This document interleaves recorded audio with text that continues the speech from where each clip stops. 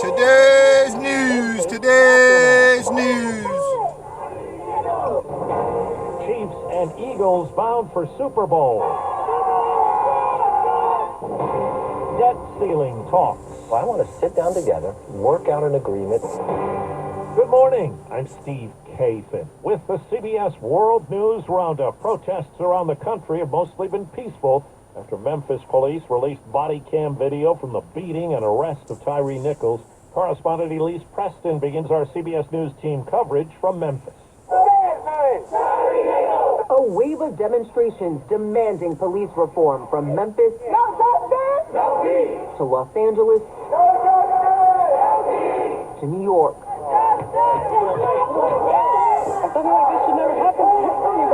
Followed Friday's release of video showing the brutal beating of Tyree Nichols. The 5 former Memphis police officers are facing several charges, including second-degree murder, aggravated kidnapping, and official oppression. CBS's Jeff Pegues reports the 5 officers were part of a special unit in the Memphis Police Department that's now been disbanded.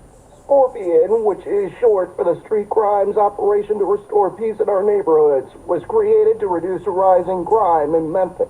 The police department's 40-officer unit focused on violent offenses like homicides, assaults, robberies, and carjackings. Memphis Police Chief Cyril N. Davis told CBS News members of this unit somehow strayed from the mission. It wasn't set up so that officers can be heavy-handed, and these officers were supposed to have laser-focused sort of priorities on repeat offenders, those are individuals that were committing violent crimes. And there are calls for action in Washington. The failure of Congress to pass police reform legislation allowed for Tyree Nichols' death. That's according to Tennessee NAACP President Gloria Sweetlove. Now she's calling on Congress to take action. The blood of Black America is on your hands, so stand up and do something.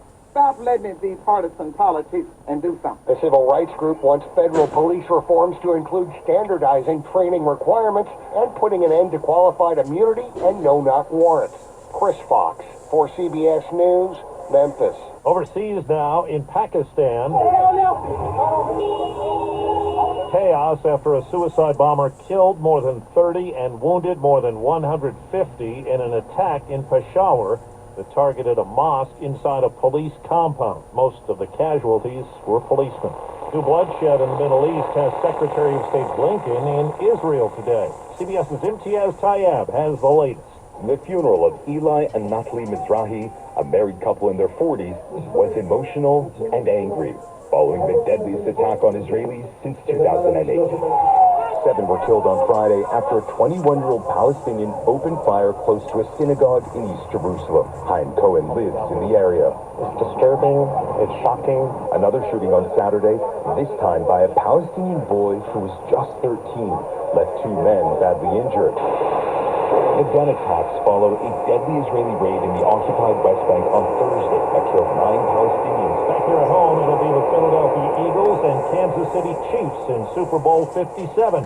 CBS's Jerika Duncan has more on yesterday's conference championship action. The Eagles dominated the 49ers on offense and defense. San Francisco's Brock Purdy, the third-string quarterback who led the team's Cinderella run in the playoffs, took a hard hit in the first quarter, sidelining him with an elbow injury.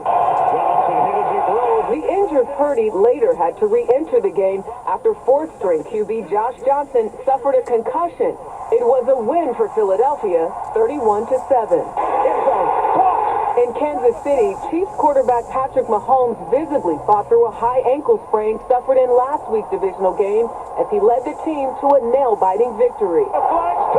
Tied with just seconds to go, a late-hit penalty against the Bengals defense moved the Chiefs into field goal range for the game-winning kick. Final score, 23-20. It's 4 minutes after the hour. Hi, I'm Brian Bakhtiari, Executive Manager. Well, that's today's news. I didn't hear any good news, did you? I didn't think so. I guess it's all about perspective. The glass is half full.